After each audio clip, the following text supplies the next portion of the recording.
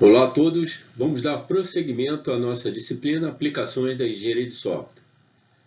Eixo didático 2, que inclui os temas 3, Fundamentos da Engenharia de Requisitos, e 4, Fases de projeto de um sistema. Vamos iniciar com uma definição bem básica do que seja requisito de software. Corresponde a uma descrição de um serviço a ser fornecido pelo sistema ou uma restrição operacional.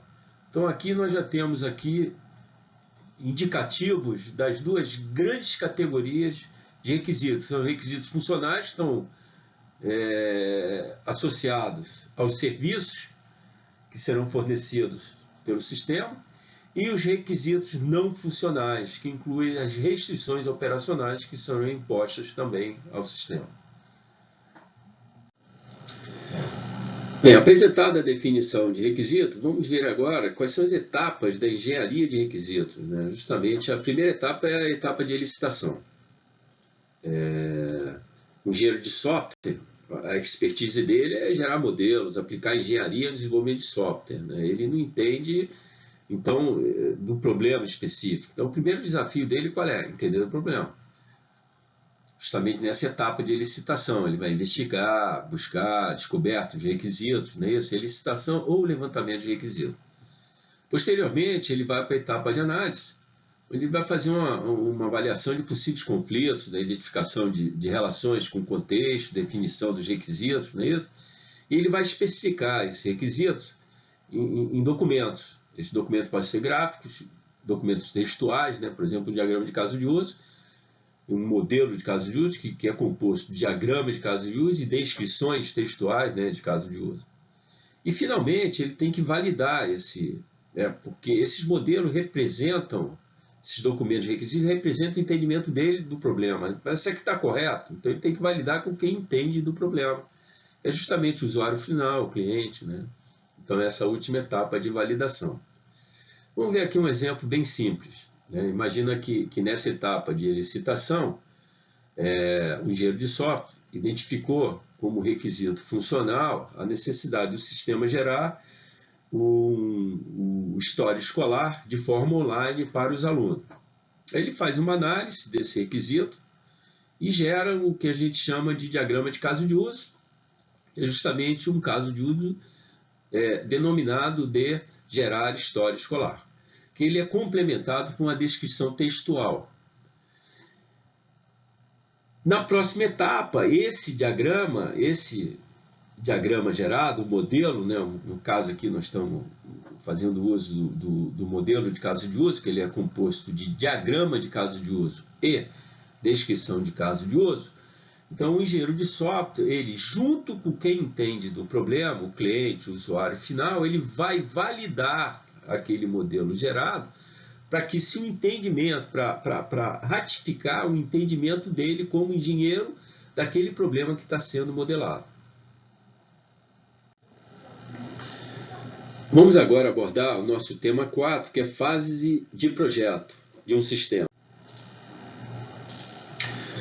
O processo de projeto de um sistema de informação, ele envolve projeto de arquitetura, projeto de interface, projeto de componente, projeto de banco de dados.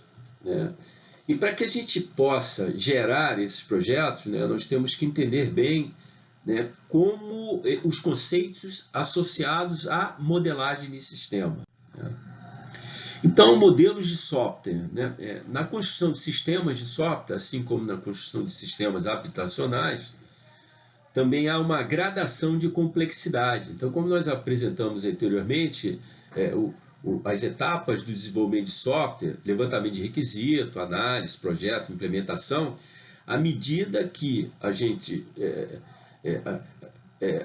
inicia o projeto de software, usualmente a gente começa com alto nível de abstração, e à medida que a gente se aproxima da implementação, a gente baixa o nível de abstração e aumenta o nível de detalhamento.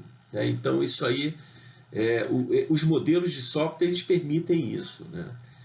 A construção desses sistemas necessita de um planejamento inicial. Sim, quem vai permitir isso é o processo escolhido pelo engenheiro de software, né? Um modelo pode ser visto como uma representação idealizada de um sistema que se planeja construir. Bem, se eu faço uma planta baixa numa casa, porque 3 quartos, 2 banheiros, então é exatamente isso que eu espero que aquela casa, quando esteja construída, tenha. O software é a mesma coisa, né? Maquetes de edifícios e aviões e plantas de circuitos eletrônicos são apenas alguns exemplos de modelo. Então, nós podemos ver exemplos aí, né, de modelos. Então, esse mesmo raciocínio nós vamos aplicar em engenharia de software, né? Nós vamos criar modelos que permitam a implementação física, a geração física do nosso produto, que no caso é o software. Ações para a construção de modelos, né? É uma atividade que, a princípio, ela atrasa o desenvolvimento de software propriamente dito, mas não. Ela propicia, primeiro, gerenciamento da complexidade, isso é fundamental, né? Tem vários modelos, essa quebra de abstrações focado em processo, abstrações focado em dado, abstrações funcionais. Então, isso aí, a tratativa da complexidade, ela fica simplificada. Comunicação. O engenheiro de software, a especialidade dele é gerar modelo. E como é que ele vai se comunicar com quem entende do negócio? Os modelos servem para isso. Um exemplo assim bem claro, né, no desenvolvimento de software é justamente, por exemplo, nós apresentamos anteriormente, você levanta o requisito, ele cita o requisito, analisa e gera um modelo. Então, por exemplo, eu tenho em mãos um modelo de caso de uso que é composto por diagramas de caso de uso e descrições textuais. Esse modelo, o engenheiro de software, ele apresenta ao usuário, né, ou o cliente final lá do sistema, isso vai servir de comunicação. Aquele modelo serve de comunicação. Ou mesmo um modelo numa equipe de desenvolvimento, um modelo ele serve de comunicação entre programador, analista, entre analista e gerente. Então, o modelo ele propicia isso, né? Uma comunicação. Redução de custos, né? O erro no papel, assim, logicamente, hoje no mundo digital, você errar o modelo e fazer uma correção é muito mais barato do que o seu software. Quando ele estiver em produção, você identificar um requisito mal levantado, né, e nós aplicarmos uma manutenção no software. Então, o modelo é isso. Ele permite essa redução de custo. A discussão, a validação, não conformidades vão sendo corrigidas e a redução de custo ela é acentuada, né? Predição do comportamento, é lógico. Aquela planta baixa com 3 quartos, 2 banheiros, vou ter que ter, né, um artefato final lá, né, uma casa com a mesma coisa no software, né? Você prevê o comportamento, você, por exemplo, faz um diagrama de pacote de caso de uso, que você modulariza a sua solução, você está vendo o papel ali no desenho. Isso vai ter que ser replicado no mundo real. Quando você projetar, né, você está predizendo o comportamento que você espera do seu futuro sistema, né? Um projeto de um software, assim como sua documentação, traz os detalhes acerca de diversas partes de um software, seja arquitetural, de implementação e até de design, se for preciso. Então, o que eu falei, tem modelos que focam na parte funcional, tem modelos que focam na parte de estrutura de dados, modelos que focam na componentização do software, né? Então, modelos que focam na implantação do software. Então, um projeto de software ele envolve todos os modelos, né? Um recurso que auxilia a equipe de desenvolvimento, principalmente na etapa de documentação e posteriormente na implementação do software, é o uso de diagramas. Que aqui nós vamos enfatizar diagramas baseados na UML, que é a Unified Modeling Language, linguagem de modelagem unificada. Essa linguagem hoje é o padrão para o paradigma orientado a objeto, ele é o padrão hoje mundial para modelagem de software. Conceito importante, né, na engenharia de software é o que está relacionado com diagramas. Então, no contexto de desenvolvimento de software, corresponde a desenhos gráficos que seguem algum padrão lógico. Então, como eu falei aqui, por exemplo, o modelo de caso de uso ele é composto de uma parte gráfica e uma parte textual. A parte gráfica, justamente, são os diagramas de caso de uso. A parte textual são descrições de caso de uso. Mas, então, é um padrão. Todo artefato gráfico, né, na área de engenharia de software, nós aplicarmos o conceito de diagrama. Podemos também dizer que um diagrama é uma apresentação de uma coleção de elementos gráficos que possuem um significado pré-definido. Então, nós vimos que o ML é uma linguagem de modelagem unificada. Uma linguagem, ela serve para comunicação, né, como nós já vimos anteriormente, e ela tem duas dimensões, né, a dimensão sintática, ou seja, os elementos gráficos, uma classe, um retângulo, né, com três partes, isso é definido pela linguagem. E tem a parte semântica, quando nós começamos a modelar o sistema e utilizar esses elementos, aí aquele diagrama ele já tem um significado no contexto do negócio que nós estamos modelando. Essa é a parte semântica, né? Diagramas normalmente são construídos de acordo com regras de notação. Normalmente, como nós vimos aqui, nós vamos ver regras de notação que nós vamos aplicar, justamente estão relacionadas com a linguagem de modelagem unificada, que é o ML. Ou seja, cada forma gráfica utiliza um diagrama de modelagem. Quem utiliza um diagrama de modelagem tem um significado específico, né?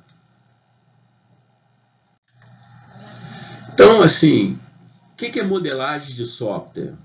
Então, a modelagem de sistemas de software consiste na utilização de notações gráficas e textuais com o objetivo de construir modelos que representam as partes essenciais do sistema, considerando-se diversas perspectivas diferentes e complementares. Então, modelo de caso de uso. Que parte essencial? Parte essencial, qual é a perspectiva funcional? Modelo de classes, qual é a perspectiva? Estrutura de objeto. Né? Modelo de interação, qual é a perspectiva? É a dinâmica do sistema, a comunicação entre objetos na resolução de um determinado caso de uso. Então, alguns exemplos aí associados à modelagem de software. Vamos ver um caso bem prático aqui de comparação, né? Então, na engenharia civil, primeiro nós desenhamos lá um engenheiro civil, né? Ele desenha as suas plantas e para posteriormente ele ter o seu artefato lá construído, né? Então, mas a primeira etapa é a etapa de modelagem, criar modelos, plantas baixas, fachadas, né? Cálculo estrutural, instalações. Na engenharia de software, o raciocínio é exatamente o mesmo. Nós vamos produzir modelos para, posteriormente, nós gerarmos o nosso produto, né, o nosso artefato software. Essa aqui é uma capa de uma edição antiga do Pressman, que a gente imagina que isso aqui é um edifício, né? Mas isso aqui é assim, um artefato eletrônico aí aumentado aí diversas vezes, né? Então essa associação é muito clara, ou seja, estamos aplicando engenharia na engenharia de software tal qual aplicamos em qualquer outra engenharia. Isso que é importante aqui.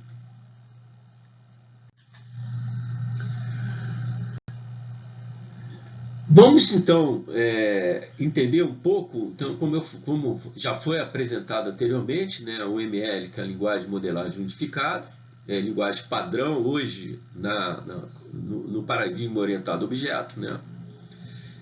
Unificação de diversas notações anteriores, né? Então, justamente aí no final da década de 80, existiam vários metodologistas propondo várias notações e 3 dessas metodologias lideraram um processo de unificação. Foram Bock, Rambaud e Jacobson, chamados 3 amigos.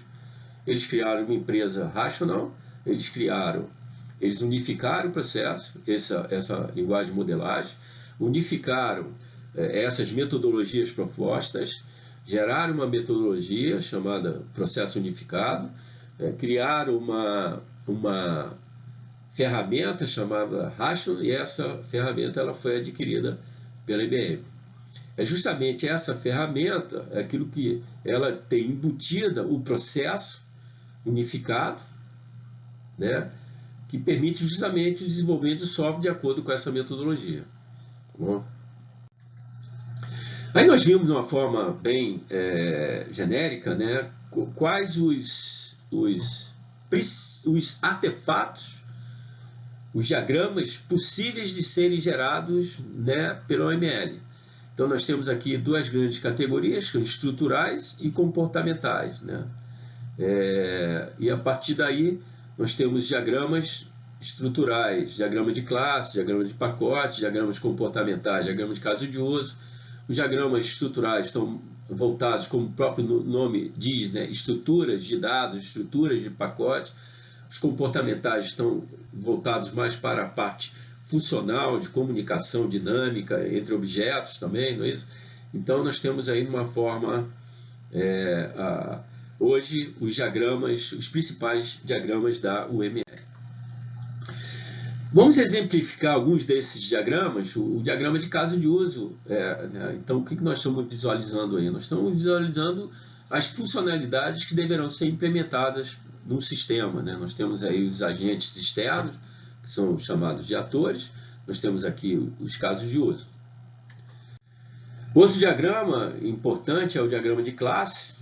Aqui, a partir do diagrama de classe, serão instanciados objetos de negócio, né? Então, o que a orientação objeto ela preconiza? Ela permite a representação do mundo real por meio de objetos. Então, nós vamos ter que levar essa representação para o software.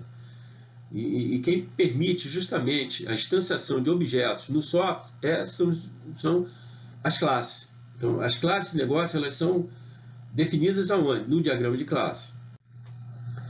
Diagrama de atividades, outro diagrama que é um diagrama que a UML ela aproveitou já uma ferramenta existente, que é o fluxograma, e incrementou com novos elementos, né? Então esse diagrama de atividade ele tem 3 finalidades básicas. A gente pode modelar processo de negócio, que é uma coisa muito moderna hoje.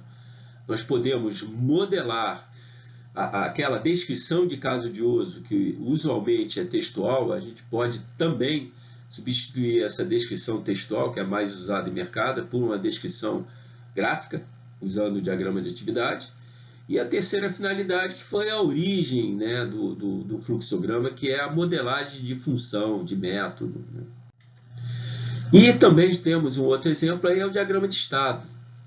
Os objetos, ao longo do desenvolvimento, ao longo do uso do sistema, ele pode ter diferentes estados.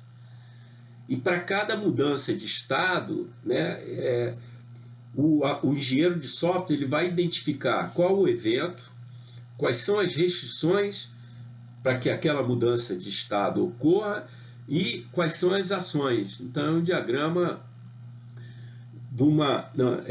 ele não tem um uso obrigatório, mas para determinados sistemas, a modelagem de estado ela é importante para a compreensão, né, dessa dinâmica de alteração de estado entre objetos e para que justamente o sistema ele já esteja capacitado para que, assim, no uso real, ele já permita essas mudanças de estado, né?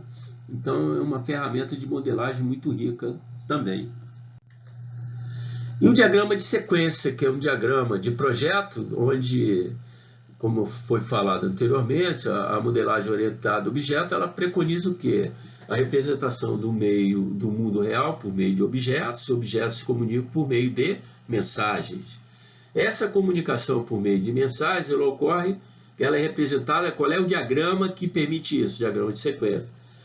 Destacando aqui que nós temos também um diagrama de comunicação que também permite, né, é uma abstração, é a mesma abstração, mas a sintaxe é diferente, o desenho é diferente. Então nós temos aqui a mensagem sendo representada e a comunicação aí entre os dois objetos. Bons estudos e até a próxima.